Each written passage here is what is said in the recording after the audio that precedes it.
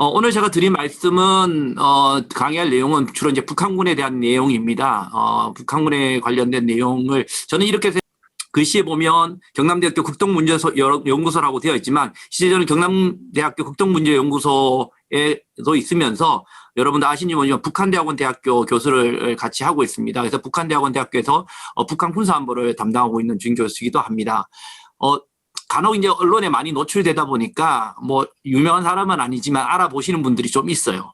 그래서 제가 이제 가끔 이 학교 앞에서 택시를 타고 뭐 방송국을 간다든가 다른 강의를 간다든가 이런 경우에 이제 택시를 타고 갈 경우에 택시에 딱 올라타면 택시 운전기사가 저를 알아보시는 경우가 있습니다. 뭐 아침에 뉴스에서 봤다든가 아니면 글을 봤다든가 신문에서 봤습니다라고 하시면서 이제 반갑게 인사를 하시고 아는 척을 하세요. 그러면서 마침 뭐 이렇게 북한이 미사일을 쐈다든가 군사적인 어떤 일들이 벌어졌을 때 제가 했던 이야기들을 이렇게 말씀을 하시면서 말씀을 거세요. 그러면 한 20분, 30분 동안 택시를 타고 가는 도중에 그분하고 이제 이야기를 나누게 되는데요.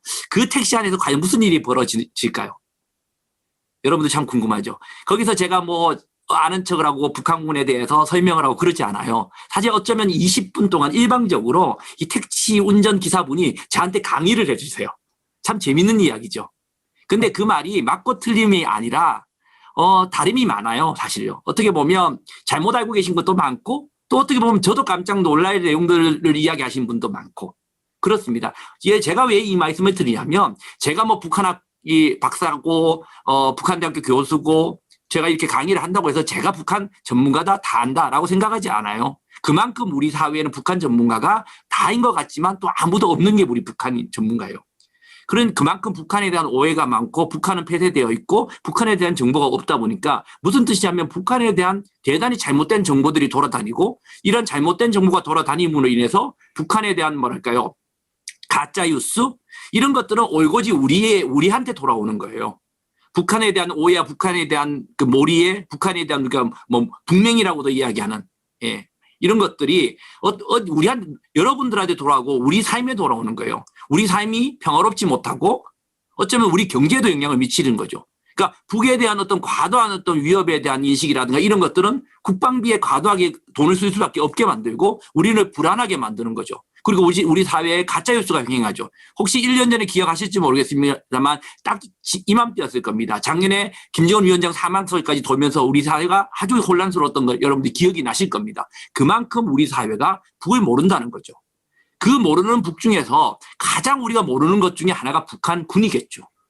북도 폐쇄 사회이고 그래도 지금 어떻게 보면 북한 사회가 나름대로 탈북자분들도 계시고 또 나름대로 이제 개방적인 면이 있기 때문에 많은 정보들이 뭐 북을 이제는 뭐 몰라서가 아니라 그 정보가 없어서 공부를 못하는 게 아니라 사실은 너무 넘쳐나는 세상이에요. 북에 대한 정보는 정말 넘쳐납니다. 조금만 눈을 돌리면 북한에 대한 많은 소식들을 알 수 있거든요. 그럼에도 불구하고 여전히 정보가 없는 것이 북한군이라는 점이 가장 중요하고요. 또 한 가지 중요한 것은 뭐냐면 우리가 통상 북한을 이야기할 때 북한은 뭐라고 이야기하냐면 병영 국가다. 군사화된 국가다. 뭐 이런 이야기를 많이 합니다. 통상적으로 뭐 학자들이 이야기할 때 뭐 극장국가, 북한을 표현할 때 극장국가다 아니면 뭐 병영국가다, 군사국가다, 군사주의가 됐다 뭐 이런 또 성군정책 이야기를 많이 하죠. 그만큼 북한이라는 국가 자체가 군사가 대단히 중요한 나라라는 거예요. 그러니까 우리가 북한을 이해할 때는 저는 두 가지를 이해하면 대단히 이 북한을 이해를 할 수 있다고 봐요. 제가 이제 북한에 관련된 석박사 학생들을 지도하면서 석박사 학생들 논문을 쓰고 할 때 꼭 두 과목을 들으라고 합니다. 이 두 과목을 듣지 않으면 절대 논문을 쓸 수 없다라고 이야기하는 과목이 뭐냐면 바로 북한 군사론이라는 가장 기본 과목과 북한 경제론이라는 두 과목입니다. 북한에 대한 것을 이해하기 위해서는 북한 군사와 북한 경제, 인민사회 경제를 이해하지 않고는 북한을 이해할 수 없다는 거죠. 그만큼 북한을 이해하고 하는데 북한군을 이해하고 북한군을 제대로 아는 것은 대단히 중요한데 그럼에도 불구하고 아까 말씀드렸듯이 북한군에 대한 내용 또 북한 경제가 정말 지금 최근에 돌아보면 북한 경제가 코로나 이후 대단히 뭔가 망할 것 같고 어려울 것 같이 이야기했는데 우리가 생각하는 만큼 그렇게 혼란스럽지는 저는 제 개인적으로는 그렇게 생각합니다. 그런 측면에서 우리가 북한을 바로 알아야만 한반도가 전쟁으로 갈 것인가 평화로 갈 것인가 또 우리의 삶 속에서 특히 저는 우리 기성세대가 아니라 다음 세대를 살아가는 여러분들의 삶이라고 생각해요. 여러분들이 만들어갈 한반도의 평화, 한반도의 통일을 어떻게 그려갈 것인가는 저는 북한을 어떻게 바라보고 북한군을 어떻게 바라볼 것인가가 바로 해답이 아닌가라고 생각하고 이 강의를 시작하도록 하겠습니다. 뭐 요즘 서설이 길었는데요. 뭐 간단히 소개하면 뭐 이 화면을 보시는 분들은 저는 군인 출신입니다. 20년 동안 군 생활을 했고요. 군 장교 출신으로 복장을 보시면 알겠지만 저는 해군 장교 출신입니다. 해군 장교를 생활을 하면서 저는 특이하게 뭐 배도 타고 함장도 했지만 국방부 생활을 하고 또 남북 관련 회담에 제법 많이 참가했습니다. 10여 차례 남북 회담에도 실제 참가를 했고 뭐 여러 가지 일을 남북 관계 일을 했었습니다만은 이 사진은 바로 2007년도 12월 13일에 있었던 제7차 남북 장성급 회담의 실제 사진입니다. 뭐 제 얼굴 지금 화면 보시면 알겠지만 제 하얀 머리 그다음에 저 화면 속에 있는 이 모습이죠. 예, 접니다. 그래서 13년 전의 모습인데 우스갯소리지만 하나도 안 변한 것 같죠. 예. 어쨌든 저는 13년 전에 이렇게 정복을 입고 남북 군사회담에 참가했었고요. 이때가 바로 2007년에 있었던 남북 간의 제2차 정상회담이죠. 노무현 대통령, 고인이 되신 노무현 대통령의 14합의가 있고 난 다음에 있었던 남북 간의 군사회담이었습니다. 이때 바로 남북 간이 회담을 했던 내용이 서해에서 고기를 잡는 그 서해 공동어로 구역이라고 있습니다. 지금 서해에서는 평화롭지 못하고 항상 충돌의 위기가 있죠. 그것을 해결하기 위해서 서해 있고 또 서해에서 이 많은 고기들을 우리가 잡지 못하고 중국이 다 싹쓸이해 가거든요. 이것을 하기 위해서 이 서해에서 남북 간에 군사적으로 충돌하는 이 지역에 우리 어민들 또 북한 어민들이 자유롭게 고기를 잡음으로 인해서 평화롭게 만들고 또 이러한 어떤 어획 자원을 중국한테 뺏기지 않고 평화의 수역을 만들겠다는 생각으로 만든 것이 바로 공동어로 구역이라는 개념이었는데요. 물론 지금까지 만약 그때 그게 됐더라면 또 남북관계 또 뭐 서해에서 NLL 이런 문제가 달라졌을지 모르지만 물론 이때 회담을 보시면 알겠지만 밑에 몸싸움을 하는 겁니다. 회담이 잘 되지 않았고요. 문제가 해결되지 않아서 여러 가지 그 이후에도 서해에서 불미스러운 일들이 터지고 평화롭지 못한 데 됐는데요. 이때 제가 실제 참가를 해서 이런 어떤 몸싸움이 있었습니다.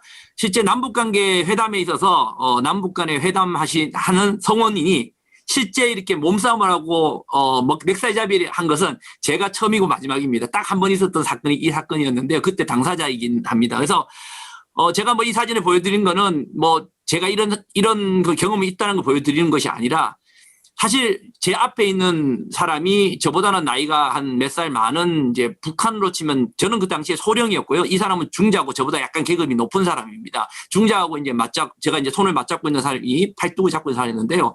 솔직히 제가 이걸 끝나고 나서 오니까 국방부 내에서 저한테 물어봅니다.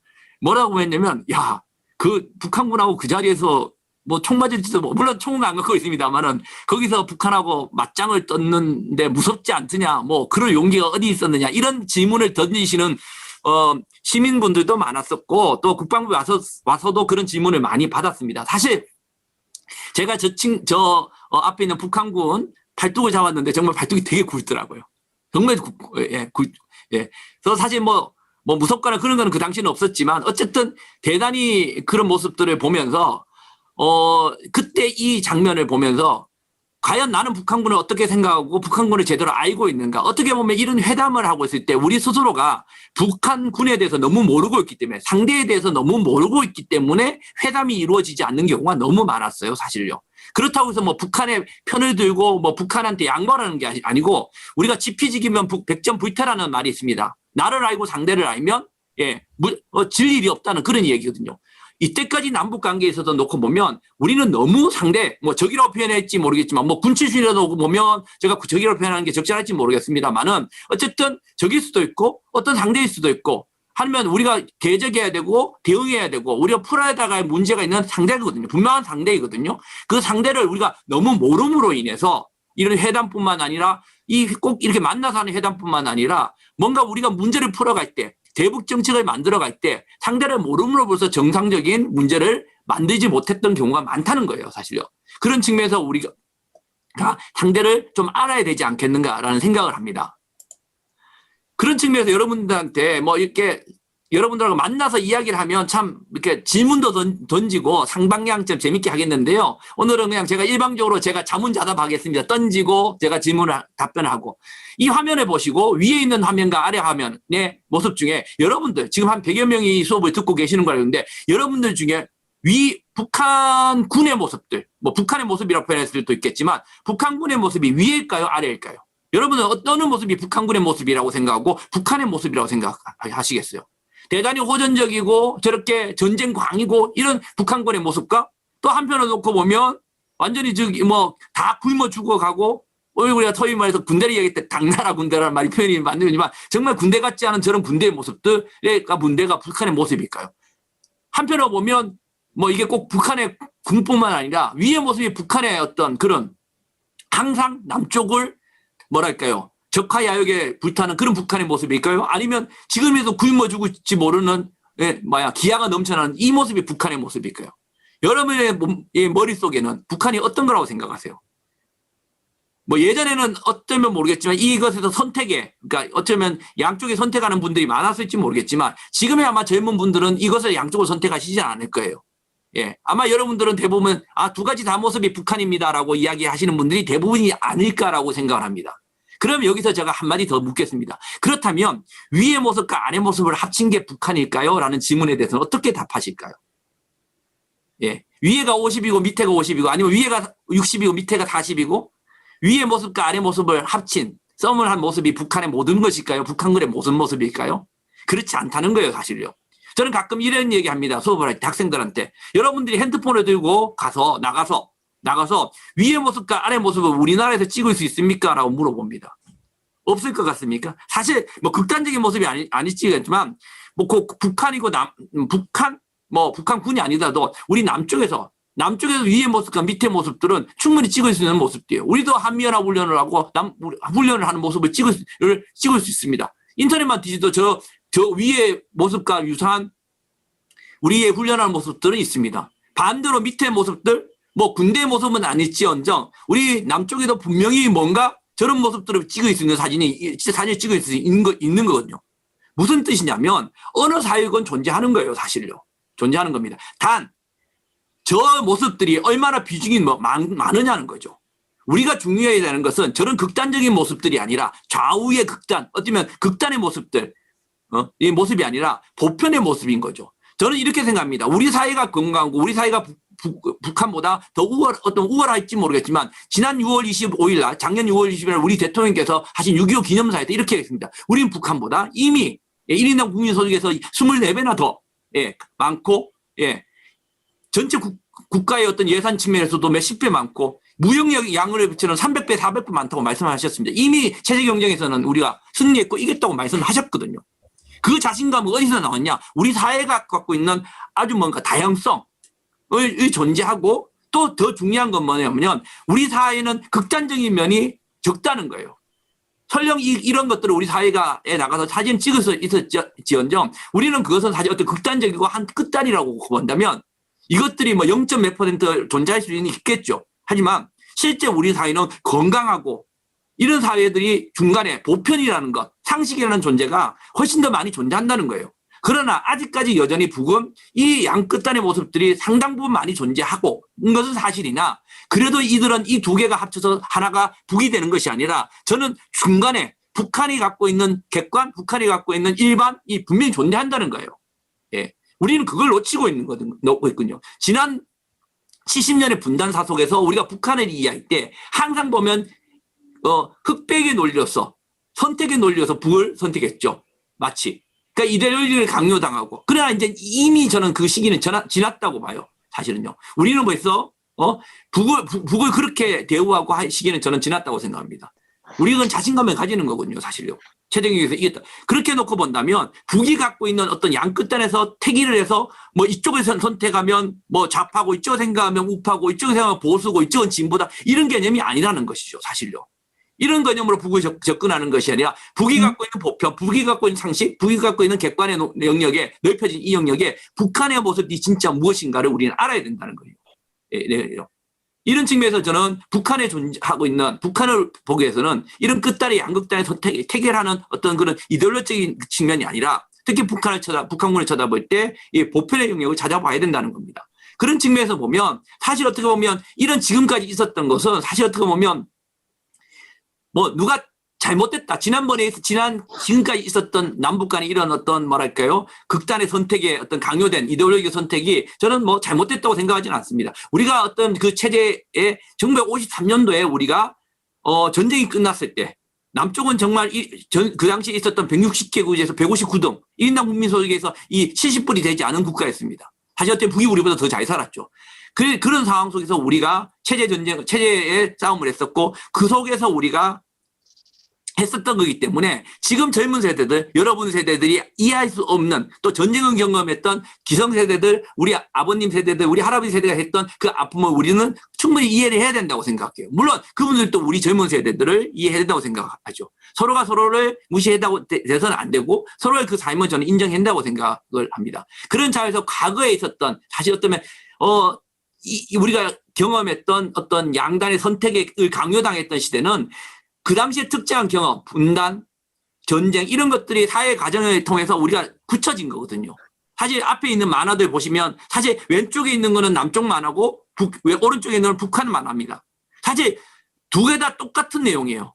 예, 똑같은 어떤 동물 사회가 예를 들면 뭐 늑대나 승냥이나 이런 것 중에서 괴롭힘을 당하는 것을 또리 장군이 지켜주고 용감한 고슴도치가 지켜준다. 이런 양쪽이 사실 동물을 의인화해서 상대방을 이념화하고 적대화시키는 이런 만화를 만들었던 거죠. 우리가 지난 분단을 해가면서 수십 년 동안 이걸 통해서 사실 저는 이렇게 생각합니다. 우리 사회가 지금 현재 여러분들이 경험하고 있는 지금 정말 저는 여러분들한테 대단히 미안해요. 솔직히. 70년을 살아오면서 이 분단 체제이라는 것을 극복하지 못했기 때문에 여러분들이 지금 젊은 세대들, 지금 이 강의를 듣고 있는 우리 20대 젊은 청년들이 갖고 있는 이 고민들, 고민들이 과연 어디서 나왔다고 생각하세요? 단순히 경제를 못해서 최근에 나오는 LH 문제라든가 어느 정권의 한 정권의 문제라고 생각하지 않습니다. 그러면 어느 대단히 뛰어난 정권이 나타나서 정책을 잘하면 여러분들이 갖고 있는 아니면 여러분 다음 세대가 갖고 있는 뭐라 그럴까요? 문제를 해결할 수 있을까요? 저는 해결할 수 없다고 봅니다. 일시적으로 봉합할 수 있을지 모르겠지만 결국 우리 여러분들이 갖고 있는 것 또 제 세대부터 여러분들 세대 그 다음 세대가 갖고 있는 소위 말해서 3포, 5포, 7포를 넘어선 M포라고 이야기하는 것들 이런 것들 우리 사회가 갖고 있는 여러 가지 문제들의 근본적인 원인이 과연 어디 있을까요? 바로 우리는 그것이 정책을 못하고 돈을 없고 그런 문제가 아니라 우리가 어디 살고 있느냐? 분단된 땅에 살고 있기 때문에 예, 마음이 분단되어 있기 때문에 우리 스스로는 이 냉전 체제 속에서 분단 체제를 극복하지 않으면 결국은 우리는 여러분들이 20대를 지나 30대를 가고 40대를 가서도 또 여러분들이 결혼해서 다음 자식을 놓고 그 다음 세대에 가서도 여러분들이 가졌던 그 아픔들 M4의 아픔들은 다음 세대에 대물림을 할 수밖에 없다고 봐요. 결국은 우리가 갖고 있는 이것은 결국은 분단 체제가 갖고 있는 아픔이거든요. 결국 이거는 끊임없이 오랜 동안 우리가 북도 우리를 이해하지 못했고 전쟁을 했고 싸움을 했고 이데올로기의 경쟁을 했고 우리도 마찬가지 속에서 이런 것들을 통해서 결국은 우리 한반도가 나누어진 것은 철책선으로 나누어진 것이기도 하고 제도와 각종 법률이 분단돼서 서로 다른 어떤 체제 속에 사는 것일 수 있지만 정말 우리가 통일이 된든지 하나로 합쳐서 철책선을 걷고 제도를 하나를 합친다고 해서 우리가 하나가 된 걸까요? 그렇지 않다는 거예요. 지금 우리가 70년이나 세월 동안 나누어진 것은 땅덩어리가 갈라진 것도 있고 제도가 갈라진 것도 있고 그 어떤 우리가 눈에 보이는 물리적 분단도 대단히 중요하지만 정말 더 중요한 것은 저는 마음의 분단이라고 봐요. 사실은요. 이런 마음의 분단을 극복하기 위해서는 북에 대한 어떤 근본적인 것들을 어떻게 해결해 나갈 것이고 또 북한의 북맹을 어떻게 극복해 나갈 것이라는 것에 있어서 가장 중요한 것은 우리 어쨌든 근본적으로 갖고 있는 북한군의 군사적 위협이거든요. 그것을 어떻게 이해하고 극복해 나갈 것인가의 문제입니다.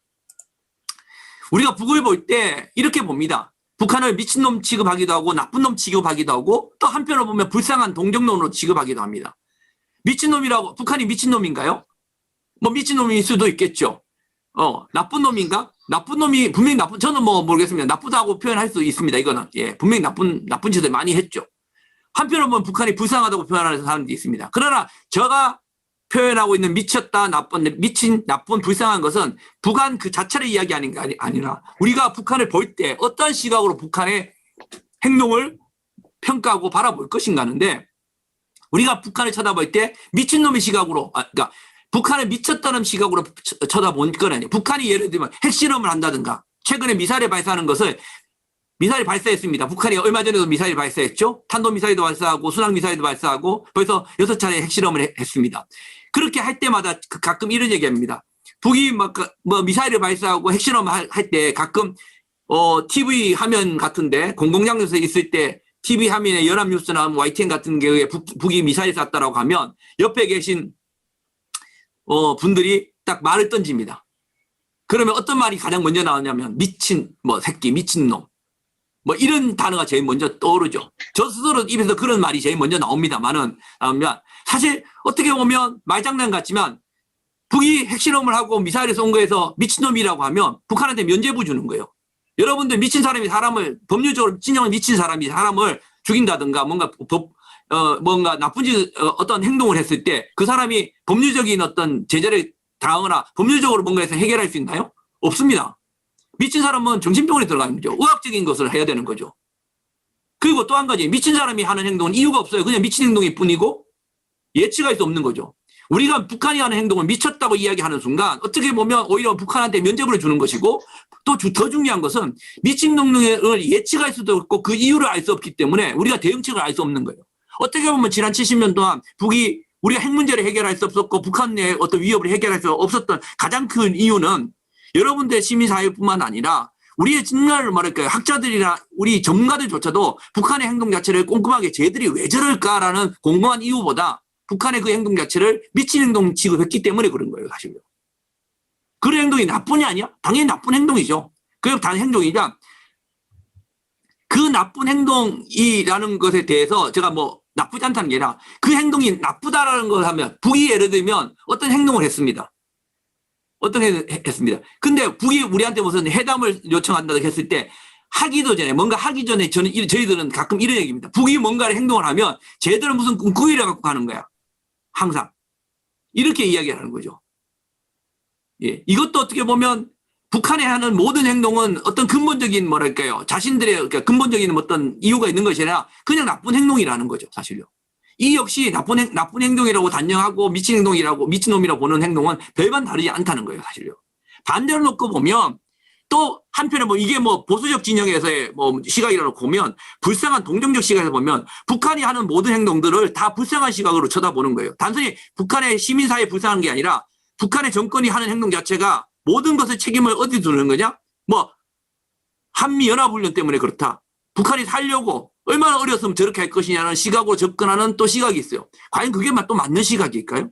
저는 그렇지 않다는 거예요. 북한의 모든 군사적인 행동 자체를 이 도발이 아니고 예, 무조건 그들이 하는 행동은 우리가 남쪽이나 미국이라들의 어떤 이 협박하고 위협하는 것에 대해서 그거에 대한 대응하는 것이기 때문에 그들한테 그렇게 면죄부를 줄 수는 없다고 봐요.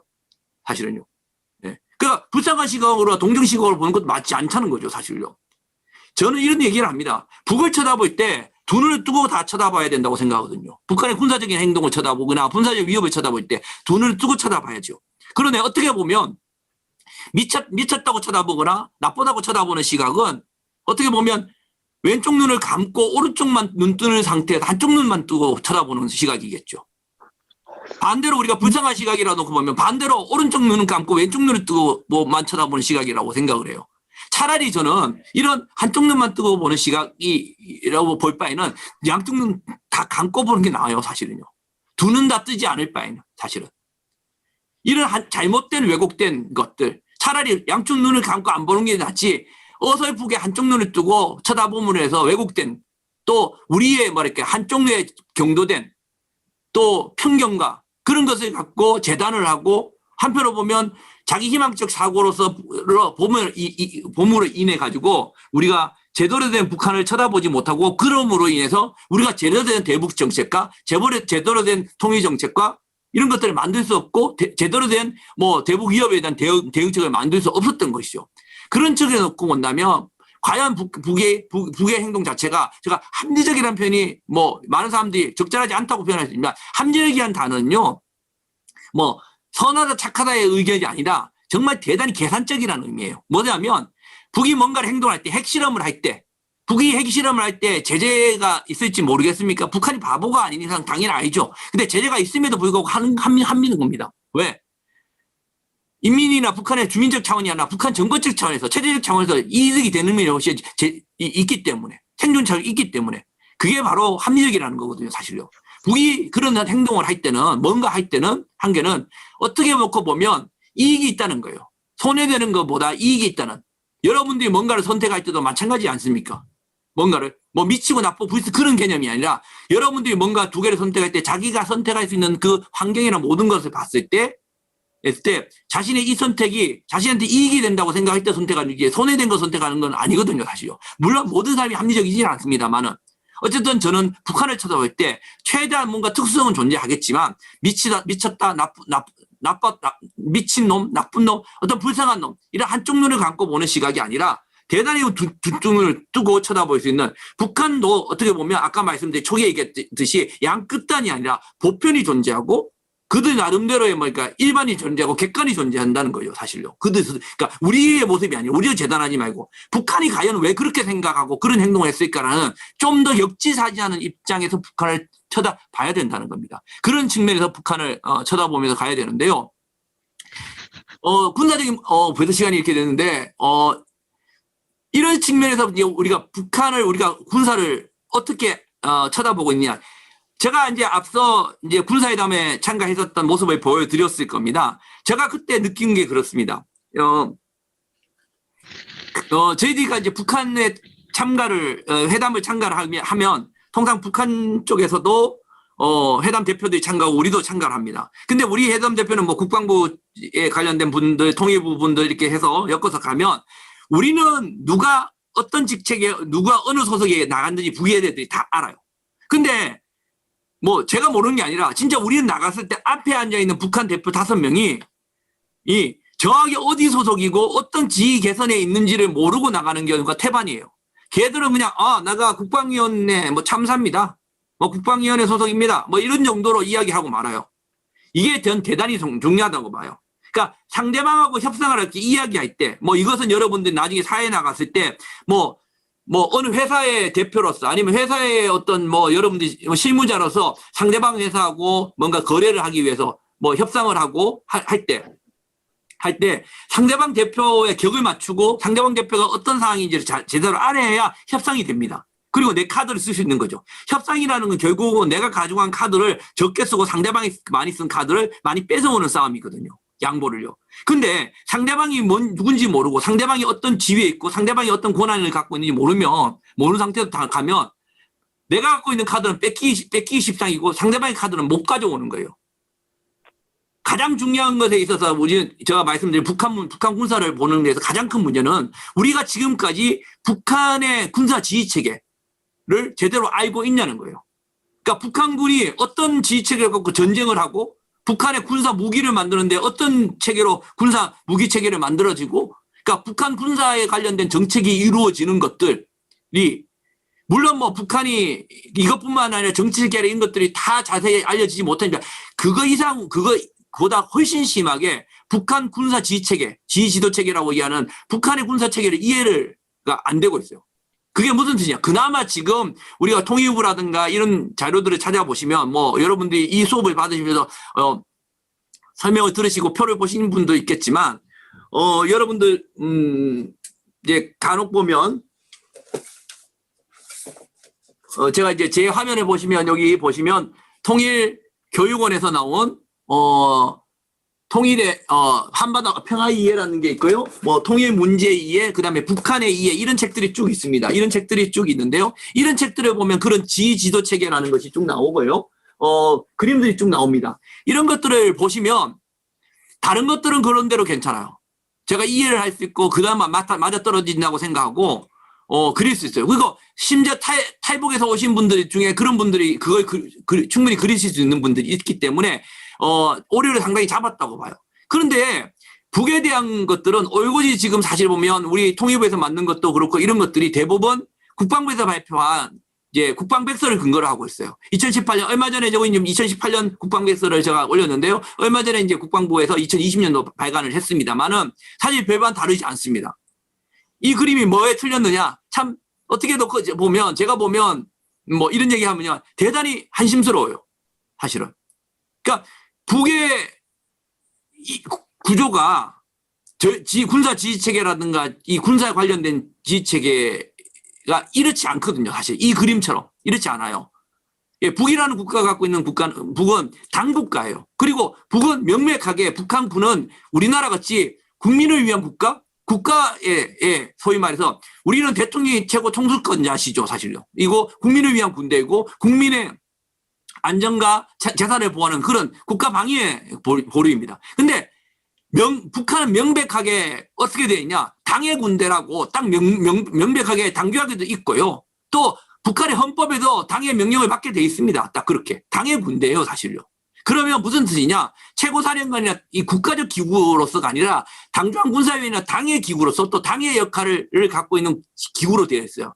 지금 여러분들 여기 가장 보시면 잘은 상세하게 북한 군사는 이게 뭐 제가 한 학기 수업하는 건데 뭔데 북한에 있는 이런 총정치국이라는 게 있습니다. 총정치국이 과연 뭐 하는 곳이냐면 쉽게 말하면 그러니까 정치적으로 그 북한의 소위 노동당, 공산당이죠. 노동당이 북한군을 소위 말해서 뭐 이렇게 감시하고 하는 기구라고 생각하시면 돼요. 통제하는 기구, 그러니까 감시하고 하는, 그러니까 정치적으로 당이 하는 그런 정치적 기구라고 생각하시면 되는데 이 정치적 기구를 통해서 북한의 소위 쉽게 생각하면 이런 생각입니다. 우리나라에 가면 사단장이나 뭐 사단 가면 사단장이 최고고 함대 사령 가면 함대 사령관이 부대 가면 부대장이 최고죠. 그럼 북한은 가면 지휘관이 2명이라고 생각하시면 돼요.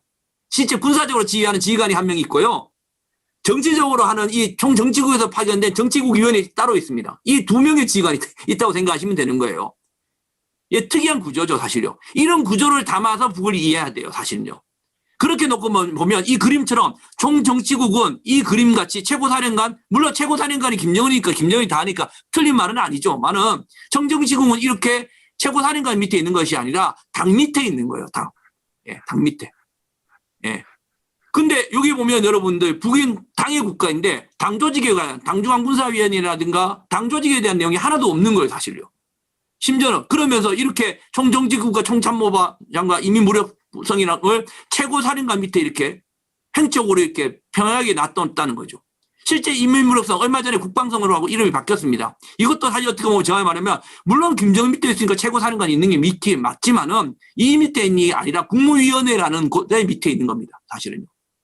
국가기관인 거죠, 사실요.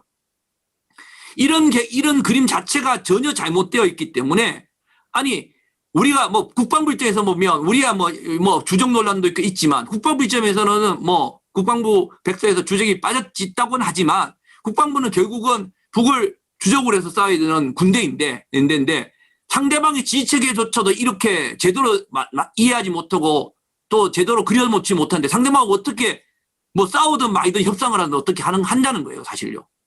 예. 그런 차원에서 우리가 북은 이미 이걸 그리는 근데 이런 것들이 나타난 가장 큰 이유는 뭐냐면 이 구조는 우리가 대통령 밑에 국방부 장관이 있고 국방부 장관 밑에 합참의장이 있고 합참의장이 군대를 지휘하고 우리의 모습에다 그냥 북한을 키운 거예요, 사실요. 그러니까 남한 중심적 사고죠. 예.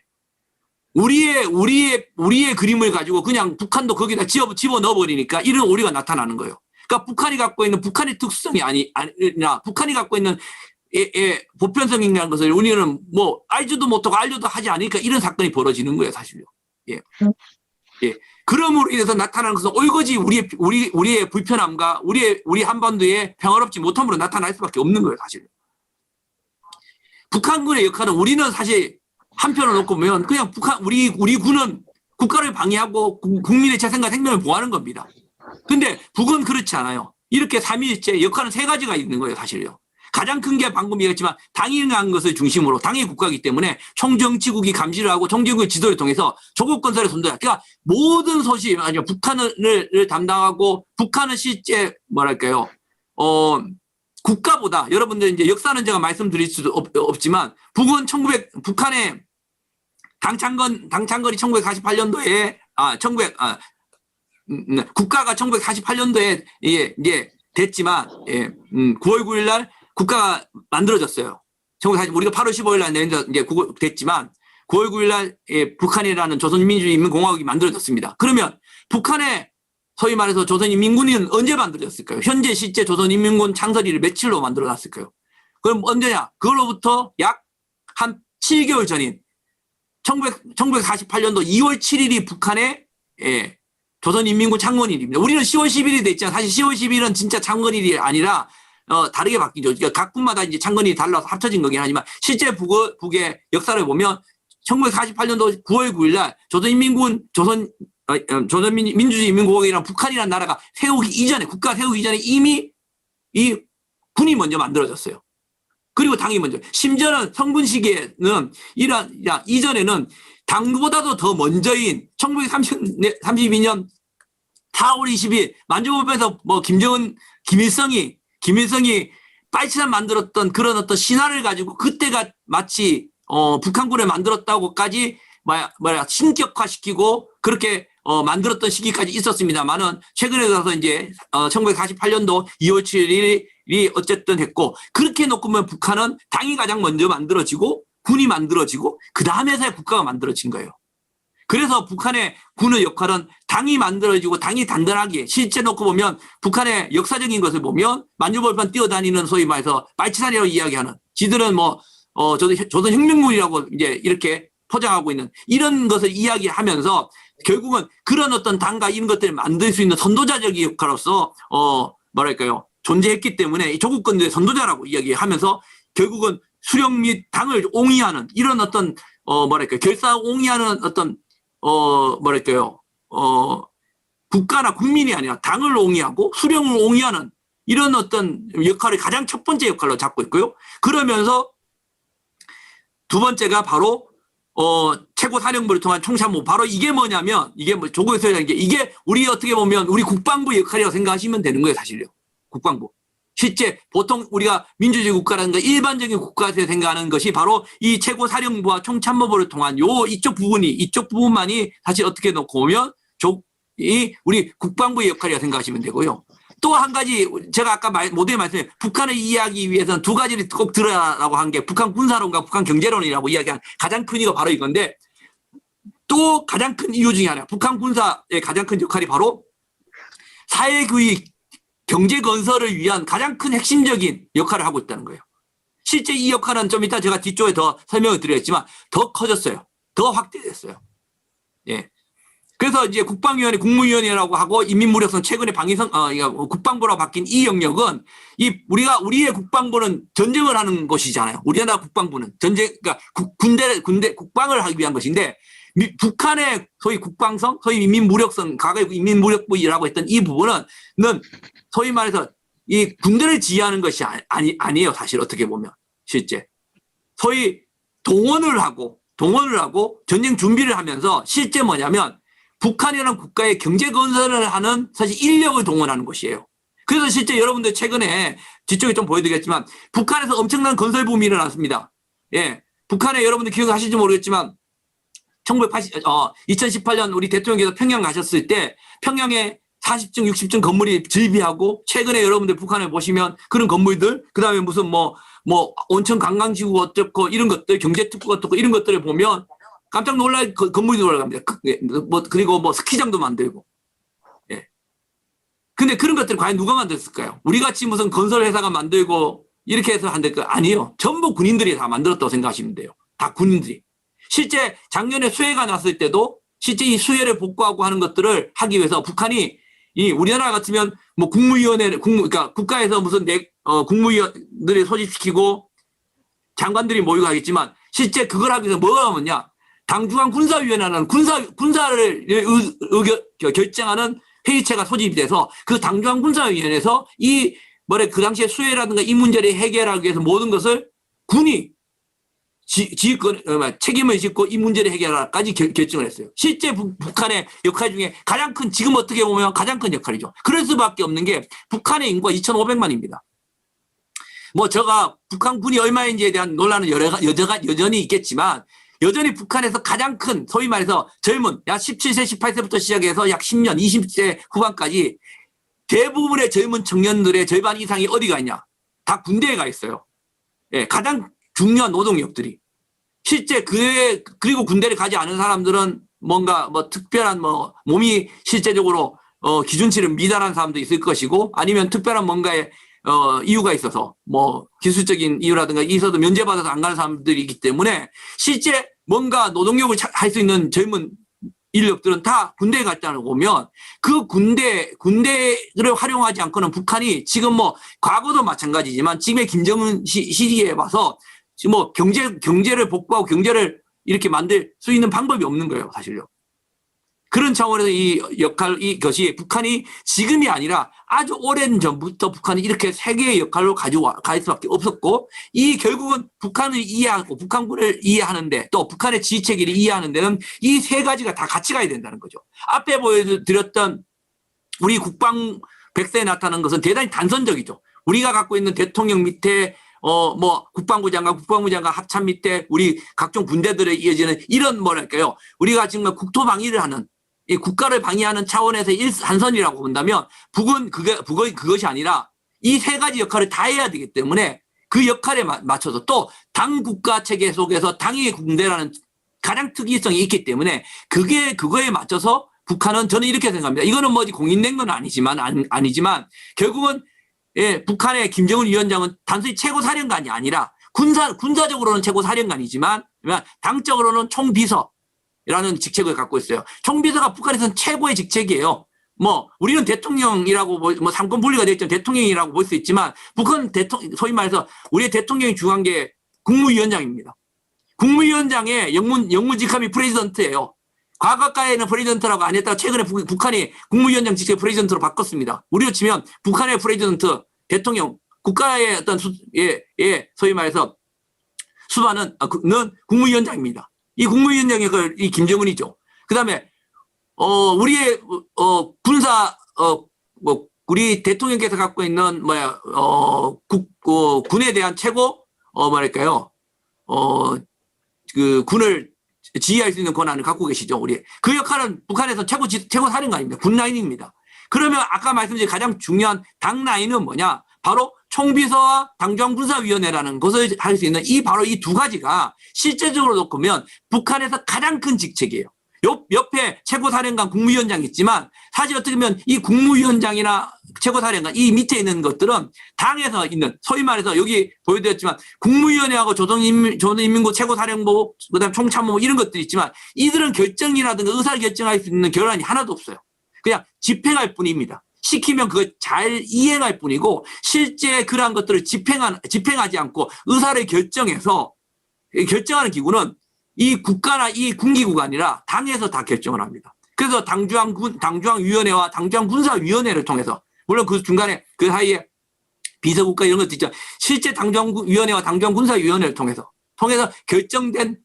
결정된 것을 바로 조선인민군 최고사령부와 국무위원회를 거쳐서 이렇게 내려가서 이들은 집행할 뿐이고 또 이것이 잘 이루어지고 있는가 이런 것 속에서 총정치국을 통해서 지도를 통해서 감시를 하고 이런 구도로 되어 있는 게 북한이라는 거예요, 사실요. 이걸 이해해야만 북한이 어떻게 군사적으로 돌아가고 할 수 있다는 걸 하는데 참 이런 점은 좀 대단히 안타까워요. 아직까지 뭐 이게 공인되지 않은 제가 개인적으로 그린 그림이지만 이것 좀 더 정교하게 해서 저는 뭐 국방백서도 담고 우리 여러분들도 배우고 해서 뭐랄까요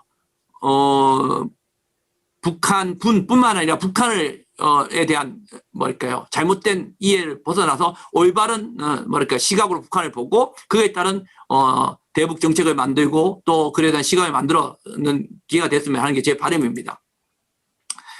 좀 빠르게 넘어가겠습니다. 좀 재미없는 거였어요. 과거에 사실 어떻게 보면 북한이 우리가 다 압니다. 뭐 우리 그 당시 뭐 50년대 전쟁이 끝나고 난 다음에 60년대 70년대 저는 뭐 그때 당시 북한이 갖고 있는 물론 지금도 북한의 당규약에는 이번에 뭐 당규약이 이번 1월 달에 8차 당제하면서 바뀌어서 그 앞에 있는 전문들 그러니까 전체 문장이 공개가 안 돼서 뭐 바뀌었는지는 안 바뀌었는지는 잘 모르겠지만 지금까지 존재하는 북한의 당규약만 놓고 보면 북한은 여전히 남쪽을 적화해야 하겠다는 것들은 남아 있어요, 사실요. 네, 적화해오겠다. 알겠다고. 하지만 그게 뭐 실질적인지 아닌지에 대한 평가는 다른 것이지만 어쨌든 북한은 지금까지 그걸 위해서 군사 정책은 그거에 준하게 남쪽을 하나의 뭐랄까요 자신들의 이 적화 통일을 하고 하겠다는 어떤 군사적인 목적에 맞춰서 과거에 이런 자유 정책과 군사적인 뭐 전략을 만들어 왔습니다. 이러한 것들은 사실 어떻게 보면 과거에 뭐 김일성 시기에 어떤 이런 것들을 경험을 해서 만들어 왔는데 과연 지금 이런 것들이 지금에도 유효한가? 북한의 군사 정책과 군사 전략이 지금도 유효하다. 저 생각되지는 않아요.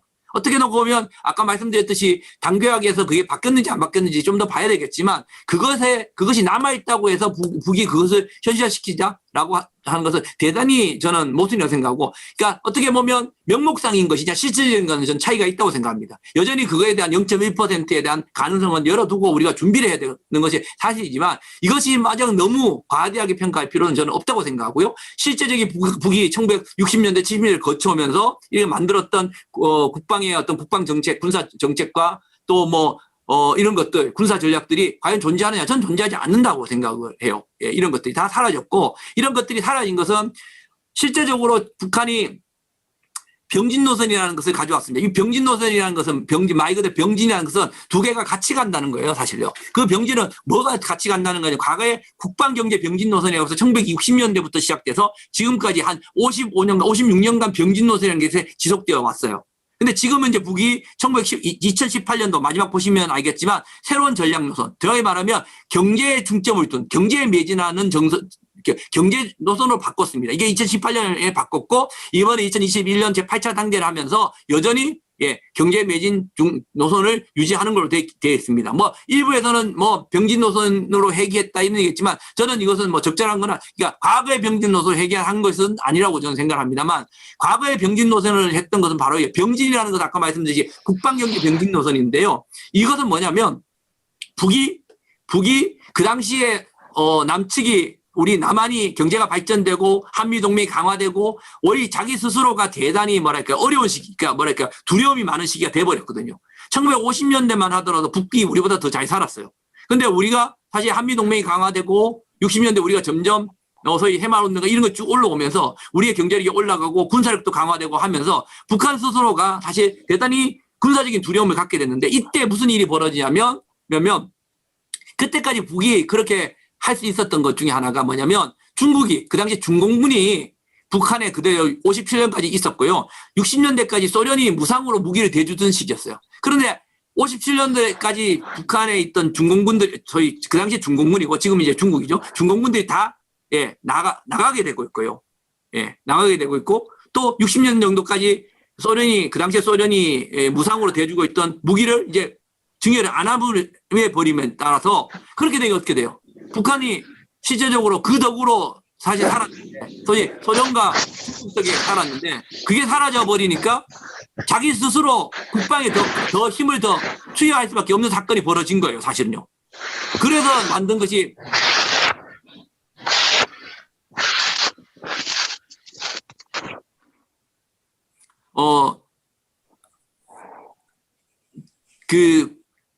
과거에 있었던 그런 경제에 소련과 중국의 뭐 덕으로 경제에 좀 했던 것을 조금 이제 중단을 하고 국방에 투입할 수밖에 없는 상황이 벌어진 거예요. 이것은 쉽게 말하면 말을 잘 만든 거죠. 그러니까 병진이라고 해서 국방과 경제를 병진하겠다는 게 아니라 실제 62년부터 그 기간을 보면 김정은 그 당시에 김일성 조처도 이렇게 얘기합니다. 조그만 인민들이 인민 경제의 허리띠를 졸라매라. 그래서 이것을 국방경제 소위 말해서 군수공업이나 이런 것에 투여를 해서 중공업에 투여를 해서 이걸 통해서 좀 국방도 튼튼히 하고 또 중공업을 튼튼히 하면 나중에 경공업 소위 인민경제가 쪽으로 전환을 해서 너희도 좀 잘 살게 해줄 테니까 조금만 견뎌라 라고까지 이야기합니다. 그런데 사실 이것이 실패로 돌아가죠, 사실요. 그것이 어떻게 놓고 보면 말 그대로 인민경제를 희생시키고 국방이라는 분요. 그러니까 쉽게 말하면 국방이라는 부분에 과도하게 자신들이 갖고 있었던 자원을 배분함으로 있어서 불균형이죠. 불균형이 결국은 50년, 60년을 거치면서 북한 경제를 사실 어쩌면 이 모양 이 꼴로 만든 주범이 돼버린 거예요. 어떻게 보면 실패한 정책이죠. 그러나 정권의 입장에서 보면 실패했다고 생각하지 않을 거예요. 아마 북한은. 왜? 그렇게 했기 때문에 그러니까 경제적으로 힘들어졌을지 모르지만 정권을 수행했다고 자기는 생각할 겁니다. 왜 그러냐면 그 당시에 소위 말해서 북한의 인민들을 통제하고 감시하고 이런 것들을 충분히 북한의 인민들은 그거 할 수 있었거든요. 예. 그러니까 외부적 위험이 더 중요했던 거죠. 그것이 김정일 시기로 넘어와서 성문정기적 노선에서도 충분히 국방에 오히려 무게를 두고 계속 왔었습니다. 그러나 이것이 김정은 시기에 넘어와서 경제 핵무력 병진 노선으로 넘어오고 새로운 정력 노선 이게 문제가 하나 생긴 거예요. 이 문제에 대해서 제가 말씀드려요. 그러니까 결론적으로 말씀드리면 이제는 외부적 위험보다 내부적 위험, 소위 말해서 예, 북은 국방에 자신들이 갖고 있는 많지 않은 이런 자산들, 특히 제재나 이런 것들 때문에 특히 내부적인 뭐니까 자원이나 이런 것들이 부족한 상황에서 완전히 인민경제가 지금 이런 문제가 되는 상태에서 인민경제를 버려놓고 밑 빠진 독에 물 붓는 국방에 투여할 수 없다는 거죠. 이제는 남쪽하고 국방력으로 소위 말해 재래식 국방력으로 대적을 할 수가 없는 상황이거든요. 그럼 어떻게 해야 되겠어요? 재래식이라고 이야기하는 소위 말해서 탱크 많이 만들고 이런 것으로는 도저히 상황할 수 없으니까 우리가 소위 말하는 비대칭 전력이라고 통상 이야기합니다. 그러니까 작지만 엄청난 무기죠. 한 칼 있는 무기. 정갈의 이 독침 같은 이런 것을 만들어서 돈은 조금 적게 들고 병력 같은 것도 좀 적게 하면서 오히려 이런 것들은 경제로 돌리면서 그러면서도 이런 뭐랄까요. 무서운 무기 체계를 만들어야 되겠죠. 그게 과연 뭐겠습니까? 바로 그게 핵인 거예요, 사실요. 예. 그게 핵인 거예요. 그래도 핵을 만들게 되고, 그래서 핵무력과 경제를 병진해서 가겠다라고 하는 거죠. 그러나 북한이 실제적으로 과거에 국방에 매진하던 것을 핵무력 경제 병진을 만들면서 했다고 손치더라도 그것들의 자원의 불균형이라든가 이런 것들을 소위 말해서 그때까지 지금까지 해왔던 그 국방에 투여한 것을 경제로 옮겨서 경제를 살릴 수 있느냐? 절대 못 살립니다. 못 살립니다. 살릴 수 없을 정도로 북한의 경제는 상당히 오랜 기간 어려워졌고 또 더 중요한 것은 이쪽에 투여했던 것을 옮긴다고 해서 옮겨서 될 만큼의 북한의 그 경제 규모가 그렇게 크지 않아요, 사실요. 예. 그렇기 때문에 근본적인 해결책은 될 수는 없지만 북한은 그러다 치더라도 결국은 이 외부적 위협은 핵으로 막고 결국 인민들의 소위 말해 불만 이런 것들을 올라올 수 있는 것들을 막기 위해서 이제 경제라는 것으로 결국은 2018년 병진 노선을 핵무력을 만들고 2017년 11월 27일 날 북한이 핵무력 완성을 선포합니다. 2017년 11월 29일 날 핵무력을 선포하고 난 다음에 바로 그 다음에 2018년 4월 달에 이제 우리는 핵무력도 가지고 있고 하기 때문에 이제 더 이상 병진 노선 할 필요 없어. 이제는 우리가 경제에 매진해도 돼. 경제에 매진, 경제에 중점을 두는 새로운 전략 노선으로 하면서 병진 노선을 자기들은 이제 완성했고 예, 결속한다. 자신들 말로는 이제 끝낸다라고 선포를 한 게 2018년입니다. 그런다고 해서 저는 이게 병진노선 사라졌다는 게 아니라 과거의 병진노선 돌아간 건 아니지만 어떻게 놓고 보면 북한의 지금 모습이 진짜 병진노선이에요. 북한의 지금 최근까지 그 이후로 물론 2018년에 남북 간에 약간 평화 시기가 있었지만 2019년, 2020년 지금까지 놓고 보면 북한은 끊임없이 뭐를 하고 있습니까? 새로운 무기를 체계를 개발하고 무기를 수십 차례 지금까지 제가 알기로는 2019년부터 지금까지 탄도미사일만 18번 발사했죠. 수상미사일 빼고 탄도미사일만 18번을 발사했습니다. 예. 지상에서 발사하는 거. 그 다음에, 수상미사일은 2차례 발사했고요. 또 잠수함에서 발사하는 것을 또 따로 카운트해서 또 더 발사했습니다. 그러니까 다 2019년까지부터 지금까지 미사일만 발사만 쳐더라도 20번 가까이 되는 걸 발사했습니다. 그러면 경제로 매진하겠다고 하고 경제만 하겠다는 거 아니죠. 예. 여러분들 이런 얘기 하지만 우리나라는 병진 노선입니까? 아닙니까? 당연히 모든 국가는 병진 노선이에요, 사실은요. 아니, 국가라는 이름을 탄 나라가 병진 노선을 안 한 나라가 어디 있습니까? 사실요. 다 국방을 위해서, 국민의 안전을 위해서 국방도 가지고 있고, 물론 몇몇 작은 아주 소국가가 국방이라는 영역을 다른 나라에, 유럽에 있는 성 같은 나라에 있죠. 그런 나라들은 스위스한테 그거를 국방에를 주은 그 나라도 있긴 하지만, 보통 국가들이라는 나라는 사실은 국민들한테 국방에 어떤 책임을 짓고 또 경제 발전 이 두 가지의 토끼를 다 잡는 거예요, 사실요. 우리도 마찬가지입니다. 우리가 왜 1년에 54조라는 엄청난 돈을 국방비에 투여하겠습니까? 예. 우리 국민들이 안심하고 경제 생활을 할 수 있고 안심하기 위해서 국방에 투여하는 거죠. 그리고 또 경제에 투여하는 거죠. 이게 어느 나라든 다 지금 병진인 거예요. 근데 북한은 과거의 병진은 병진이 아니죠. 가짜 병진인 거죠. 어쩌면 지금 북한이 나타난 모습이 뭐 진짜라고 하지만 실제 어떻게 보면 뭐냐 그냥 보통적으로 일반적이 하는 모습의 병진의 모습으로 나타났다. 실질적 병진으로 나타났다라고 표현하면 맞는 표현일 수도 있다는 거예요. 그런 차원에서 저는 북한이 지금 나타나는 변화가 과거로의 회귀가 아니라 어떻게 보면 대단히 보통 국가 정상적인 어떤 모습으로 나타나고 있는 모습을 쳐다보고 있습니다. 그런 차원에서 북한은 지금 현재 과거의 군사 정책이 군사 전략이 아니라 대단히 모든 면이 경제적인 것에 우선을 둬요. 경제적인 것에 어떤 자원 배분이라든가 것들, 과거에 있었던 엄청난 군사화라든가 이런 것들 있죠. 이런 것들을 탈색하고, 그러니까 군사주의랑 군사 우선주의에서 탈피하고 경제에 매진하기 하면서도 뭐냐, 그 경제를 소위 주민들이라든가 이것들이 매진할 수 있고 또 안전에 대한 우려. 여러분들 사실 소위 말해서 여러분들 공부하라고 하는데 내일 전쟁 날지도 모르는데 공부가 됩니까? 안 되죠. 학교 알겠습니까? 안 가죠. 여러분들 부모님도 그렇고 직장으로 가시는데 내일 전쟁 날지도 모르는 위험 상황에서 어떻게 마음을 편하게 가게문을 열고 하겠습니까? 안 된다는 거예요, 사실요. 북도 마찬가지입니다. 그러면 결국은 그러면 전쟁의 위협이 없는 모습을 보여줘야 되겠죠. 북은 결국은 뭐냐? 경제에 매진하기 위한 새로운 전략 노선, 경제 매진에 대한 국가 정책을 가져가면서 똑같은 어떤 측면에서 소위 북한의 표현이면 국가 방위력이라고 이야기하는 소위 말해서 북한의 어떤 새로운 무기 개발의 군사 전략을 만들어가는 것은 결국은 과거에는 그 자체가 목적이었다면 이제는 뭐냐면 경제적인 측면에서 대단히 수단화됐다는 거예요.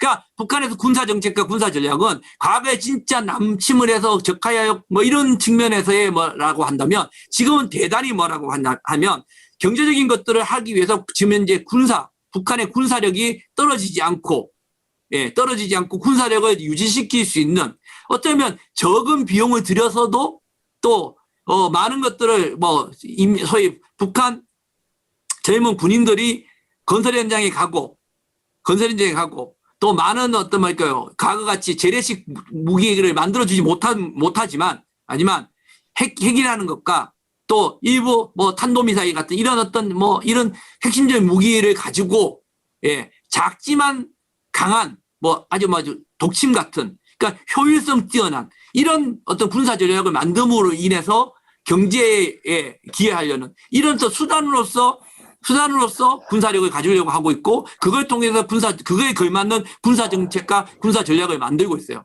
그래서 지금 나타나고 있는 과거의 4대 군사 노선과 다른 4대 전략적 노선, 강건한 노선에 보면 그런 어떤 건설 현장에 가서 일하고 이런 것에 대해서 불만을 하지 않아서 좀 더 정치 사상을 강군하고 도덕을 그러니까 도덕 강군하는 것은 소위 말해서 군인들한테 부정부패 이런 거 하지 말라는 거예요, 사실요. 그리고 인민들과 이렇게 접촉을 하고 이런 거에 대해서 대단히 도덕적으로 하라는 거고.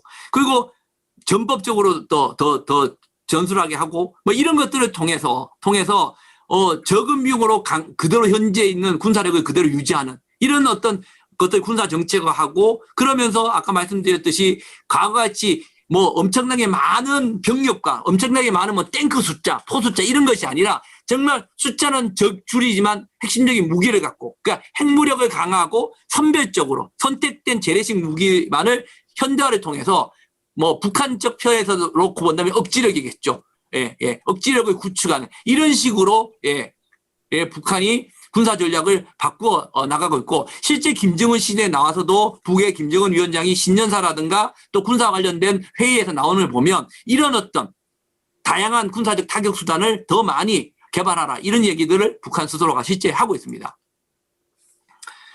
이런 차원에서 만약 여러분들 북한의 이런 변화 자체가 왜 일어났느냐라고 물어보시면 여전히 북이 2018년에 북이 회담에도 나오고 이런 것들을 북이 제재에 굴복해서 제재 때문에 어려워서 또 북미 관계 대화를 위해서 이렇게 이야기하시는 분도 있고 그렇게 평가하는 분도 있어요. 물론 그럴 수가 있습니다. 그러나 사실 저는 그런 면이 없지는 않지만 북한이 제재라든가 또 미국의 어떤 군사적인 압박 이런 것들에 대해서 굴복해서 나왔다기보다는 물론 어려움이 있긴 하지만 아까 말씀드렸지만 진짜 지금 이 김정은 시기에 북한이 갖고 있는 근본적인 소위 위협 인식은 대외적 위협 인식보다 대내적 위협 인식이 저는 강하다고 생각합니다. 지금 나타나고 있는 북한군의 변화, 북한 사회의 변화는 바로 그것이 핵심이라고 보죠. 결국은 보면 저는 이것을 북한이 뭐 과거보다 제재가 더 심해질 수도 없어요. 이제 뭐 북한에 있는 제재는 정말 최대한 제대로 봐야 될 것이고, 뭐 북한의 군사적인 소위 말 위협이라고 표현하고, 북한이 당하고 있는 소위 군사적 위협, 그러니까 우리 한미연합훈련부터 시작해서 뭐 이런 것들, 뭐 북한의 입장에서 위협이라고 표현해야 될 건데요. 이것들, 그런 것들이 어디 하루 이틀 일도 아니고, 그 갑자기 지금 뭐 항복하고 나올 일도 없는 거죠. 사실 북이 그럼에도 불구하고 지금 이렇게 변화를 보는 것은 그런 제재라든가 대외적인 어떤 우리 군사적인 압박이라든가 이런 것들이 성과를 거두었다. 우리 스스로 그렇다고 우리가 평가하는 순간, 그러면 앞으로 계속 또 제재를 하고 계속 군사적인 압박하면 북한은 백기 들고 나오고 망해버리는 거예요. 그렇게 가면 되는 겁니다, 사실요. 근데 그렇게 될까요? 저는 그렇지 않다는 거예요. 안다는 거예요. 예. 과연 지금의 북한의 변화와 이런 것들이 그런 제재의 성과나 군사적인 압박, 이런 우리의 어떤 굳건한 군사력의 증강에 효과가 나타난 것이라 그 일이 수도 있겠죠. 그것보다는 뭔가 다른 이유가 있는데, 그 이유는 뭐냐? 바로 내부적 변화라는 거예요. 지금 사실 어떻게 보면 북한의 변화 자체가 과거의 김일성, 김정일 시기와는 달라요, 사실요. 어떻게 보면 과거에 뭐 냉전 시대, 미소의 양가 시대, 공산당이 있고 공산주의와 민주주의의 대결, 이 구도 속에 사실 북은 소련 밑에서 공산주의의 속에서 사는 그런 거하고 다른 시기죠. 사실은요. 이제는 그런 사회가 없었죠. 뭐 물론 쿠바가 있고 중국도 있지만, 공산 사회가 있지만 다 자본주의 사회인 거예요, 사실요. 사회인 거예요, 사실요. 그런 사회에서 북이 이런 사회에서 소위 국제사회에서 정상적으로 뭔가를 행동을 하려면 지금의 옛날 모습은 아닌 거죠. 그리고 과거와 같이 김일성, 김정일 시기에 같이 통제된 뭐 감시를 하고 통제하고 뭐 아우지 탄광 보내고 이런 것만 가지고 북한이 통제가 될까요? 그렇지 않다는 거예요. 왜 안 될까요? 그것만으로 안 되는 가장 큰 이유가 바로 북한의 내부의 변화가 바로 지금 사실 어떻게 보면 북한의 핸드폰이 500만 대가 넘었습니다. 물론 통제된 핸드폰이겠죠. 예. 있지만 여러분들 2011년에 있었던 우리가 자스민 혁명, 아랍의 봄이라는 혁명이 있습니다. 그 혁명을 다른 말로 SNS 혁명이라고 하죠. 바로 그것을 이끌었던 건 바로 SNS, 소위 핸드폰이었던 거거든요. 우리가 그때 핸드폰 자스민 혁명이 나오고 난 다음에 제2의 이제 자스민 혁명, SNS 혁명은 이제 북한이다라고 이야기할 정도죠. 근데 북한이 지금 10년이 지났지만 아직 안 일어났습니다. 통제하고 있는 거죠, 사실요. 그러나 북한 스스로가 사실 이제는 옛날 같이 국경이라는 물리적 국경이 모든 정보의 국경이 돼 있던 시기엔 다른 국경은 존재하고 그것이 그러니까 군사적으로 막을 수 있는 것은 이젠 지났습니다. 예. 아무리 통제를 하더라도 북한에 넣은 한국 드라마 CD가 올라가고, 예, 북한 주민들은 한국 드라마를 봅니다. K-팝을 듣고, 예, 열광을 할 수밖에 없는 거죠. 예, 모르지 않습니다, 사실요. 근데 그런 것들을 통해서 북한이 완전히 그렇지는 않다고 보는데요. 어쨌든 그런 것들을 통해서, 예, 북한의 주민들을 예전같이 통제할 수 있는 상황은 아니고요. 또 북한의 가장 큰 것은 1년 국민소득이 한 1,300불, 우리나라로 치면 1,400만 원에서, 1,300불, 우리나라로 치면, 이 국민소득이 130만 원, 에서 150만 원 정도 됩니다. 우리나라 1년 국민소득이 지금 뭐 3만 불, 4만 불 하는 입장에서 보면 아까 말씀드렸듯이 23배 차이 납니다. 이거 뭐 상대가 안 되기 때문에 1,300불 해봐야 뭐 얼마 되겠습니까? 라고 이야기하시는 분이 있겠지만은 대단한 숫자입니다. 사실요. 예. 왜 대단한 숫자냐? 사실 어떻게 이게 바로 토크빌의 역설이라는 거거든요. 사실. 토크빌의 역설이라는 게 뭐냐면 토크빌이라는 사람은 1900년도 있었던 1800년대에 있었던 19세기의 초기에 있었던 프랑스의 유명한 사사가입니다. 이 사람이 이런 얘기를 한 적이 있습니다. 뭐냐면 절대적 빈곤, 인간이 가져야 되는 기본적 욕구를 만족시키지 뭐거나 충족시키지 못하는 인민들, 소위 말해서 주민들, 시민사회에서는 절대 그 정치체제가 어떻게 돌아가야 돼, 그에 대한 불만을 표출하거나 시민혁명을 일으키다든가 이런 걸 할 수가 없다고 이야기합니다. 그냥 수긍하고 가거나 아니면 먹고 살기 바쁘기 때문에 관심을 가질 수가 없다는 거죠. 그렇게 또 뭔가 시민 행동을 하거나 행동을 옮길 수 있는 구심제가 나타나지도 않고요. 그런데 재밌는 건 뭐냐면 오히려 인간이 갖고 있는 기본적인 욕구가 해결이 되고 하면 슬슬 뭔가 좀 더 가지고 싶어하고 더 잘 살고 싶어하고 복지를 생각한다는 거예요. 그 시점에 자신이 더 원하는, 그러니까 먹고 살기 문제가 해결됨에도 불구하고 자기가 그 다음에 누리고자 싶어하는 뭔가가 이루어지지 않았을 때 실제적으로 행동으로 옮기게 되고 그거를 좀 쟁취하려고 뭔가 실제 말하면 촛불을 들고 횃불을 든다는 거예요, 사실요. 그게 바로 토크빌의 역설입니다. 근데 그 시점이 언제냐? 바로 1000불이 지나면 그 욕구가 나타나기 시작하고요. 2000불에서 3000불 정도 되면 실제 구심체가 나타나서 행동으로 옮기는 시점이라고 이야기합니다. 북한의 소위 인민들은 벌써 이미 $1000가 넘었습니다. 소위 말해 무슨 뜻이냐? 인민들의 마음속에는 행동으로 옮기지 못하지만 자신들이 그냥 일반적인 갖고 있는 먹고 삶에 대한 기하의 욕구가 아니라 이제 뭔가 다른 게 느껴지는 거죠. 좀 더 잘 살고 싶고 복지라는 것 이런 것이 생각이 나는 거예요. 그거를 그 정치 체제가 소위 정치 체제가 잘 뭐라고 할까요? 잘 무마를 하고 잘 이게 극복을 하게 되면 그 정치 체계가 소위 말해서 우리가 하드랜딩이라 하죠. 유혈혁명 같이 이렇게 무너지지 않고요.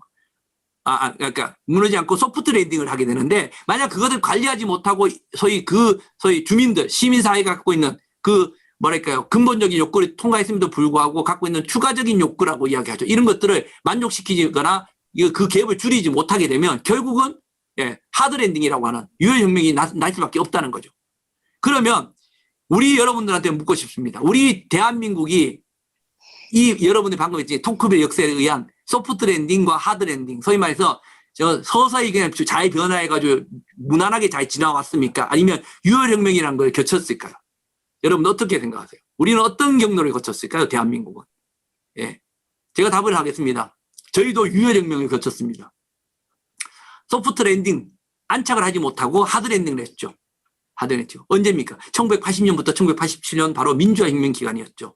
예, 바로 우리가 1960년대, 아까 말씀드린 1953년도 전쟁이 끝나고 지지를 못 싸웠습니다. 세계에서 두 번째로 못 싸웠습니다. 67불, 1인당 공세 67불이었습니다, 여러분. 예. 그러다가 잘 살아보세. 새마을운동가 거치면서 여러분들 기억나시죠? 여러분들은 저도 그 세대는 모릅니다. 우리 전 세대가 해놓은 새마을운동을 하고 했던 그 세대들은 여러분들 같이 민주에 대한 욕구가, 희망이 없었겠습니까? 저는 있었다고 봅니다. 근데 그것이 희생이 강요되고 감시되고 했겠죠. 그 속에서 우리가 경제 발전을 했고 70년대를 통과해 왔습니다. 그리고 80년대에 들어왔습니다. 80년대 통과했을 때 우리가 임대한 국민소득이 한 500불 정도, 1300에서 500불 통과했을 때가 지금의 북한의 모습입니다. 사실은요. 예. 그런데 그때 어떻게 됐습니까? 예. 우리가 어느 정도 잘 살게 되고 그 당시에 뭐가 됐습니까? 올림픽을 할 수도 있고 아시안 게임을 하기 결정된 그 시점에 우리는 여전히 뭐가 없었죠? 민주라는 소중한 가치를 아직까지 얻지 못했죠. 우리 손으로 대통령을 뽑지 못했고 여전히 공부 속에 살았던 겁니다. 그래서 우리가 어떻게 놓고 보면 우리 앞에 세대가 그 민주라는 소중한 가치, 욕구를 우리의 그 소망을 만들기 위해서 뛰어나가서 횃불을 들었던 것이죠. 그것이 1987년도 만들어졌고 바로 그 시점이 바로 우리가 1987년도 우리 1인당 국민소득이 2,500불이었습니다. 그리고 87년도 넘어오던 시점이 3,000불이 됐던 시점입니다. 바로 그 시점이 우리가 했던 시점이거든요. 예, 우리도 경험을 했거든요. 그러면 북도 어떻게 보면 지금 약간 속된 말로 북한 주민들, 인민들의 머리가 굵어진 거죠. 예, 그죠. 예. 최근에 여러분들 유튜브를 뒤져보면 북한의 시장에 재밌는 화면들을 볼 수 있습니다. 그 화면들에 보면 이런 화면이 나옵니다. 시장의 장마당에 아주머니가 앉아서 물건을 팝니다. 물건을 팔면 북한에서 경찰이라고 하는 인민보안국 보이는 사람이 나와서 시비를 걸거나 뭔가 이렇게 좀 겁니다. 그럼 예전 같으면 당연히 북한의 경찰이 와서 막 하면 아줌마가 잘못했다고 비고 물건 싸들고 이제 다른 데로 옮기거나 이렇게 하겠죠. 근데 막 시비를 툭툭 걸면 아줌마가 대답도 안 합니다. 거기 쳐박고 모른 척 해버립니다. 하다가 더 심하게 하면 아줌마가 거기서 어떻게 하냐면 북한 아줌마가 어떻게 하는지 아십니까? 벌떡 일어나서 자기 앞에 있는 배추를 집어 던져버립니다. 그 경찰한테. 그런 동영상이 있습니다.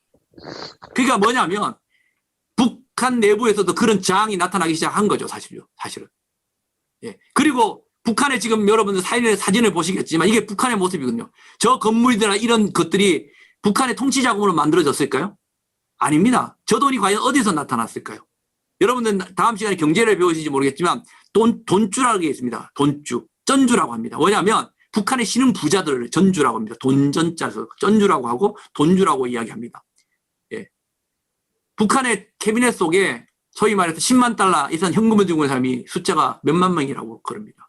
사실은 그 사람들이 어떻게 돈을 벌었겠습니까? 결국은 시장에서 돈을 번 거거든요. 북한이 이미 시장 경제 체제입니다, 사실은요.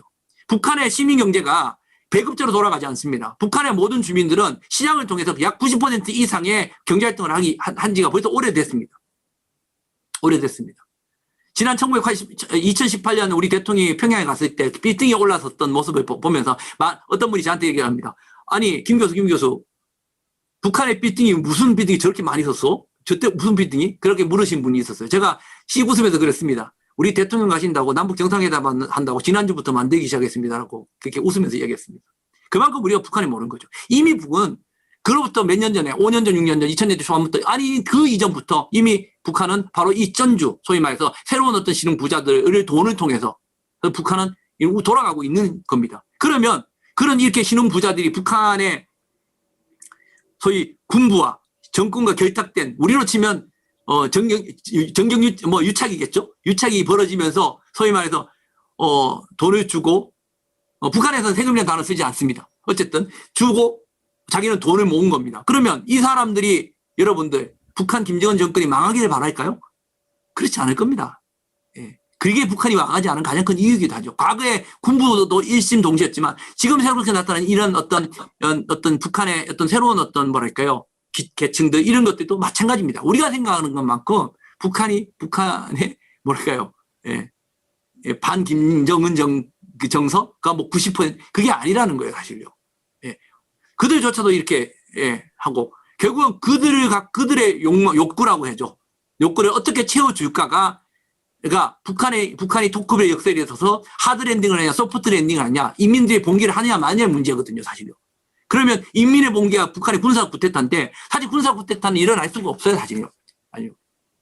과거에는 북한의 군사는 결국은 최소 승자 집단을 몰았거든요. 북한이라는 군사 집단은요, 1945년도 김일성이 이 원산으로 들어와서 평양에 입성하고 난 다음에 어떻게 놓고 보면, 북한이라는 나라가 만들어질 때 1940년에 만들어지고 6.25 터지고 쭉 나오는 이 시점에 놓고 보면 여전히 1970년대까지는 북한의 김일성이 혼자의 나라가 아니었어요. 그러니까 어떻게 보면 여러 가지 계파가 존재를 했습니다. 예, 소위 말해서 뭐 이러면 이거는 들으십시오. 갑산파, 만주파, 빨치산파, 이런 러시아가 말하는 러시아에 갔던 러시아파들 이런 파들이 여러 개가 존재했어요. 그 쉽게 말하면 제일 먼저 사라진 우리가 사실 남쪽에서 올라가는 우리 그 당시에 남조선에서 올라간 파들 박헌영 이런 사람들이 이제 50년대 최초 숙청을 당하죠. 그러니까 여러 개 사실 북한이 공산당이 아니고 노동당이잖아요. 최초에 북한 공산당이 만들어졌다가 이게 왜 공산당 이름을 안 썼겠어요? 이게 여러 가지가 합쳐지면서 노동당이 된 거예요, 사실요. 결국 여러 가지 세력이 이합집산이 돼서 만들어진 거거든요, 사실요. 군부 내도 마찬가지였어요. 예, 마찬가지였어요. 근데 이것들을 어떻게 돼요? 50년대, 그 다음에 56년도, 60년대, 66년, 67년, 68년, 69년까지를 거치면서 숙청작업이 일으키면서 소위 말해서 다른 파들을 다 제거를 합니다. 군내에서. 그래서 69년도에 마지막 군내에 숙청을 하면서 완전히 북한 내부의 정치권뿐만 아니라 69년도에 당내까지 그러니까 군내까지 죄송합니다. 하면서 그제서야 소위 김일성의 유일독재 시대를 만든 거죠, 사실요. 그러면서 다 제거를 하고 자신을 따랐던 빨치산의 가장 작은 최소 집단만 군부를 남긴 거예요. 군부뿐만 정치권에 남긴 거예요.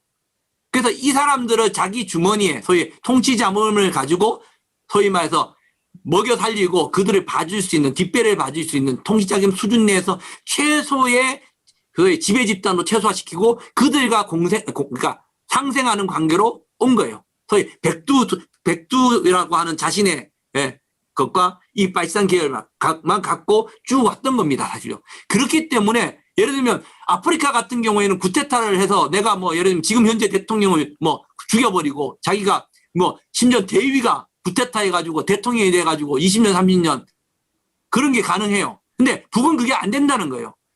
예, 북한의 무슨 총참모장이 쿠데타를 하기도 어렵고 그래서 누구를 죽이도 어렵지만 그렇게 해서 쿠데타를 했다 손 치더라도 자기가 최고 소위 말해서 지금의 총서기가 되고 국무위원장이 돼서 북한에 수반이 되겠느냐? 없다는 거예요. 없다는. 그런 정당성이 그가 북한이라는 국가 자체가 갖고 있는 정당, 그게 안 되는 거예요, 사실요. 그렇게 하는 순간 다 망하는 거거든요, 사실요. 그래도 군 쿠데타가 일어날 수 없는 것이고요. 또 마찬가지, 지금도 마찬가지, 많은 사람들이 뭐 인민의, 무슨 모르게, 물론 그것이 이루어지지 않으면 북한의 것들이, 그러니까, 주민들이 봉기를 하겠죠. 하지만 그것들을 잘 다스려서, 잘 해서 그 갭을 줄여나간다면 굳이 북한에서의 쩐주라고 이야기하는 새로운 신임 귀족들, 계급들이 그걸 할 이유는 없는 거예요. 그걸 하기 위해서 북한의 김정은 위원장이 바로 군사 중심에 지난 50년대가 있었던 병진 노선을 없애고 새로운 경제 노선으로 넘어오면서 내세웠던 것이 바로 뭐냐? 바로 인민대중제주의라는 걸 내세우고 있어요. 과거에는 주체사상, 성군사상을 갖고 했다면 김정은 시대의 정치사상은 뭐냐? 김정은 시기에 쉽게 말하면 주체사상을 대체로 표현하기 뭐합니다만 어쨌든 김정은 시대의 정치의 그 운영 논리는 바로 인민대중제주의라고 북한은 내세웠고, 이거는 벌써 김정은이 나와서부터 시작해서 이걸 줄고 내서서 2018년 제7차 당대 때도 그걸 거론했고요. 이미 그리고 2018년 이번 1월 달에 있었습니다. 지난 1월 달에 당 규약을 바꾸면서 바로 성문 정치도 없애버리고, 다 그런 거 다 없애버리고, 거기에 김일성 김정희주의라고 과거에 할아버지 아버지가 했던 주체사상과 성문 정치는 어쩌면 유산으로 그냥 밀어버리고 실제 정치 논리로서 인민대중주의를 딱 못 박아버렸어요. 이제 북한은 인민대중주의라는 것을 가지고 북한을 운영을 하는 거예요, 사실요. 그 속에서 북한의 군사도 있는 거고, 예. 그 속에서 이제 북한의 군이 이렇게 쭉 가면서 북한은 군사 중심 노선이 경제 중심 노선과 안보 노선이 바로 그 인민대중주의라는 것을 갖고 변화를 시키고 있고, 바로, 뭐랄까, 이런 모습으로 가고 있다고 생각하시면 되고요. 이 그림은 뭐 좀 어려운데요. 제가 통과를 하겠습니다. 시간이 지금 한 3분밖에 안 남았기 때문에 넘어가겠습니다. 자, 그래서 북한이 이런 국가경제 개발 5개년을 해 나가면서 이런 뭐랄까요, 하고서 이거를 하기 위해서 자력갱생, 작업장치가 분명히 한계가 있습니다. 이런 한계를 뒷받침하기 위해서 두 가지로 내세운 것이 바로 뭐냐? 외교와 군사적인 공세적인 거죠. 예. 경제 총력을 위해서 외교적으로 바로 공세적인 외교를 하고, 바로 중요한 것이 바로 군사적으로 보시면 최근에 북한이 지난 김정일 시기에 보면 옛날에 이렇게 군사훈련장으로 포구훈련을 하던 곳이 바로 이렇게 원산 갈마회장이 대규모 관광지구로 바뀌었고, 또 실제 군사 비행장으로 쓰던 곳이 이렇게 소위 온실로, 예, 바뀌어서 소위 북한 주민들한테. 근데 이 관광지구와 이런 온실을 누가 만들었냐? 바로 군인들이 만들었다는 거예요. 만들어서 인민들한테 주는 이런 사건이 벌어지죠. 보시면 인민군대가 온천관광지구, 발전소 이런 건설 현장들에 계속 투입되고 있고, 또 군의 체제 개선, 경제적인 그런 것들 하기 위해서 실제적으로 김정인 시기에 들어와서 초기에 총참모장 인민무력상들을 수시에 교체했던 것이 북한이 군사적으로 김정은 위원장이 뭔가 통제를 못해서가 아니라 오히려 지난 수십 년 동안 군이 가지고 있던 기득권을 뺏기 위해서, 자신들의 군을 길들이기 위해서 장성들의 계급장도 떼다가 붙이고, 그다음에 최고 군사 지휘관들을 계속 교체를 하면서 군 길들이를 통해 가지고 군권을 장악했고, 이제는 뭐랄까, 자신들이 가려고 하는, 그러니까 쉽게 말하면 60년 동안 너희들 잘 누리고 있는데 내가 그러니까 너희들한테 주는 기득권을 뺐더라도 군소리 말고 경제적인 것을 하는데, 경제적으로 하고 이 군인들이 경제 행사를 원하는데 군소리 하지 말고 따라오라는 거예요. 실제 지금 현재 북한의 당중앙군사위원장, 총참모장이라는 뿐만 아니라 인민무력, 특히 인민무력상 같은 경우에는 지금 계속적으로 누가 되느냐? 우리 같은 경우는 국방부 장관 같은 거거든요. 국방장관이 누가 되고 있냐면, 실제 군 출신의 군 장성이 되고, 군의 그러니까, 보병사령관 이런 사람 출신이 되는 게 아니라, 뭐랄까요. 군에서 건축하고 하는 사람이 있거든요. 예. 군 건물 만들고, 예. 이 실제적으로 있던 사람들이 대부분 군 사업을 하면서 평양시 건설 사업을 할 때 책임자를 했던 사람들, 이런 사람들이 실제 인민무력상을 시켜서 실제 군사적으로 적인 어떤 부분을 얼마나 인민경제에 투여를 할 것인가, 이것들을 하기 위해 가장 좋은 어떤 인사 개편, 조직 개편을 하고 있고, 거기에 준해하고 있고요. 또 실제 그러면 이렇게 보면 국방 건설을 위해서 실제 군수공장에서 민수공품을 만들고 있습니다. 그러나 여기서 제가 분명히 마지막 말씀드리게, 이렇게 하고 하다 해도 모든 것을 군사적인 것을 버리지 않는다는 거예요. 실제로 보면 이렇게 함에 있어서도 더 어떻게 보면 더 무서운 무기들을 만들고 있죠. 이렇게 뭐 실제 신형 무기들, 과거에 어떤 숫자만 많은 무기들이 아니라 숫자는 작지만 더 어떻게 보면 더 우리가 더 막기 어렵고 더 방해하기 어려운 무기들, 무기체계들로 발전시켜 나가고 있고 실제 군사적인 전력 자체들도 놓고 보면 여기 나와 있는 이런 것들을 통해서 전략군을 만들고 밑에 있는 어떤 이 탄도미사일을 운영할 수 있는 사람을 실제 총참모장, 우리로 치면 합참모장입니다. 실제 군사력을 운영하는 사람은 이런 포병사령관 출신을 실제 군을 총 담당하는 총참모장을 앉히는 이런 어떤 것을 통해서 군사적 역할을 두 가지로 한편으로 보면